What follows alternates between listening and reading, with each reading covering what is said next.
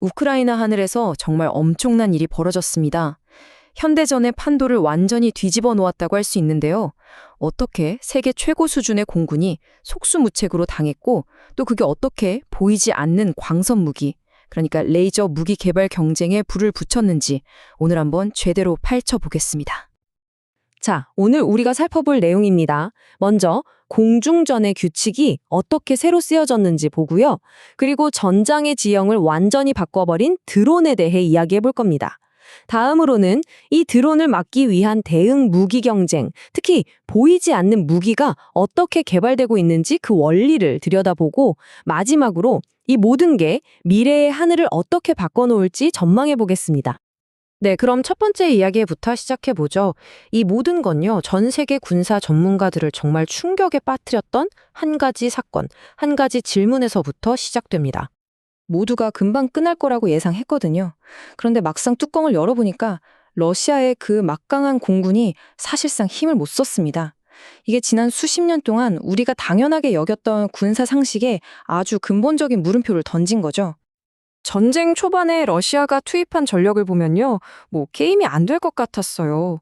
수-35 같은 최신예 전투기만 300대 가까이 투입하고 개전 초기에만 미사일을 1000발 넘게 쏟아부었으니까요. 당연히 고고도에서 하늘을 완전히 장악할 거라고 다들 생각했죠. 그런데 우크라이나는 힘 대 힘으로 맞붙는 대신 훨씬 더 영리한 방법을 썼습니다. 바로 숨바꼭질이었죠. 전투기를 한 곳에 모아두는 대신 꽁꽁 숨겨놓고 계속 위치를 바꾸는 이동식 방공 시스템으로 러시아 전투기들을 괴롭혔습니다. 러시아 입장에서는 때릴 목표물을 찾을 수가 없었던 거예요. 그래서 공중전의 양상이 정말 빠르게, 극적으로 변해버립니다. 처음에는 전투기끼리 싸울 것 같았는데 그 단계는 순식간에 지나가 버렸어요. 그리고 그 자리를 차지한 건 바로 값싼 드론과 그 드론을 잡기 위해 쏘는 아주 비싼 미사일, 이런 식의 처절한 소모전이 시작된 겁니다. 네, 그리고 바로 이 소모전의 한가운데에 현대전의 모든 규칙을 그냥 박살내버린 새로운 주인공이 등장합니다. 바로 드론이죠.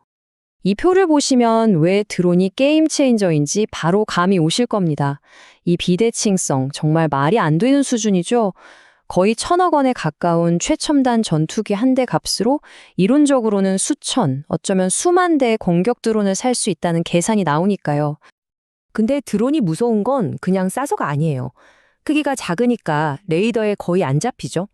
이걸 한두 대도 아니고 수십, 수백 대씩 벌떼처럼 날려보내면 방어하는 입장에선 정말 답이 없습니다. 게다가 24시간 내내 하늘에서 정찰하고 필요하면 바로 정밀 타격까지 하죠. 말 그대로 전장을 투명하게 만들어버리는 겁니다. 자, 이렇게 되니까 아주 골치 아픈 문제가 생깁니다. 뭐랄까, 파리 한 마리 잡자고 대포를 쏘는 격이랄까요? 몇 천만 원짜리 드론 하나 잡으려고 수십억 원짜리 미사일을 쏜다? 이건 이겨도 이기는 게 아닌 결국엔 질 수밖에 없는 싸움인 거죠. 그렇다면 도대체 어떻게 해야 할까요? 이렇게 싸고 효과적이고 심지어 잘 보이지도 않는 드론대를 무슨 수로 막아야 할까요? 바로 이 질문에 대한 답을 찾는 과정에서 군사과학자들이 아주 흥미로운 해법을 발견하게 됩니다. 크게 보면 두 가지 방법이 있어요. 하나는 하드킬, 말 그대로 미사일이나 총알 같은 걸로 직접 부숴버리는 거죠. 다른 하나는 소프트킬인데 이건 물리적인 파괴 없이 전파를 방해하거나 해킹해서 드론을 무력화시키는 방식입니다. 물론 전파 방해 같은 소프트킬도 효과적이에요.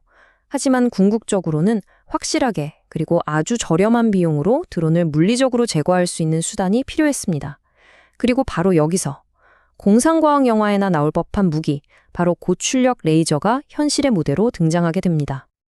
자, 그런데 레이저 무기라고 하니까 무슨 영화처럼 뿅 하고 쏘면 다 터져나가는 그런 걸 상상하실 수도 있는데요. 현실은 훨씬 더 복잡합니다. 눈에 보이지도 않는 이 무기를 제대로 사용하려면 정말 어마어마하게 복잡한 계산과 시뮬레이션이 필요하거든요. 생각해보세요. 그냥 쏜다고 되는 게 아닙니다. 레이저의 출력이나 파장은 물론이고 빔을 얼마나 집중시킬지, 얼마나 오랫동안 목표물에 쏴야 하는지, 또 드론의 재질은 뭔지, 심지어 그날의 날씨나 공기 중의 습도 같은 것까지 이 모든 변수를 전부 계상해야만 정확하게 드론을 격추할 수 있는 해답을 찾을 수 있는 거죠. 이건 뭐 보이지 않는 방정식과의 싸움이나 마찬가지입니다. 그리고 이 표가 바로 그 방정식의 해답을 보여주는 실제 시뮬레이션 결과입니다. 자, 보세요. 발사를 시작하고 3초가 지나자 목표물이 달아오르기 시작하죠. 6초가 되니까 구조적으로 약해지고요. 그리고 마침내 격추가 확인됩니다. 네, 바로 8.14초. 이 시뮬레이션 조건에서는요, 단 8.14초 만에 목표물을 완벽하게 격추하는데 성공했습니다. 정말 눈 깜짝할 사이에 모든 게 결정되는 거죠. 이게 그냥 연구실에서나 하는 얘기가 아닙니다. 이미 우리나라도 천궁이라는 이름의 레이저 방공 시스템을 서울 방어를 위해 배치하기 시작했고요. 개발 단계에서는 100% 명중률을 기록하기도 했습니다. 현실이 된 거죠. 하지만 이 모든 기술적인 일하기보다 더 중요한, 어쩌면 가장 핵심적인 이유가 바로 여기에 있습니다. 바로 돈이죠. 미사일 한 발에 수억 원, 심하면 수십억 원이 넘어가는데 레이저는 한 번 쏘는데 2,000원 정도입니다. 이 압도적인 가성비, 이것 때문에 레이저가 드론대를 막을 거의 유일한 현실적인 대안으로 떠오르고 있는 겁니다. 자, 그럼 이 모든 상황이 우리에게 말해주는 건 뭘까요? 드론과 레이저의 이 싸움은요, 단순히 새로운 무기 얘기를 넘어서 미래 전쟁의 모습을 보여주는 일종의 예고편이라고 할 수 있습니다. 앞으로의 국방은요, 어떤 절대 무기 하나에 의존하는 방식이 아닐 겁니다.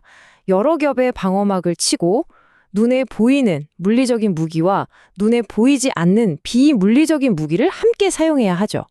그리고 이 모든 걸 AI가 통합해서 순식간에 위협을 판단하고 대응하는 그런 다층적인 시스템이 필수가 될 겁니다. 이제 전쟁은 더 이상 하늘에서만 벌어지는 게 아닙니다. 우주에 떠 있는 위성, 우리가 쓰는 GPS 신호, 그리고 사이버 공간의 전자기 스펙트럼까지 이 모든 곳에서 동시에 벌어지는 하이브리드 전쟁이 된 거죠. 우크라이나 전쟁은 바로 그걸 보여줬습니다. 하늘에서의 승패가 사실은 한 줄의 컴퓨터 코드에 달려 있을 수도 있다는 걸요. 그래서 마지막으로 이런 질문을 던져볼 수밖에 없습니다. 전장이 모든 곳에 있고 무기는 점점 더 작아지고 보이지 않게 된다면 우리가 지금까지 알고 있던 제공권, 즉 하늘을 지배한다는 개념은 과연 앞으로도 유효할까요? 아니면 완전히 새로운 의미를 갖게 될까요?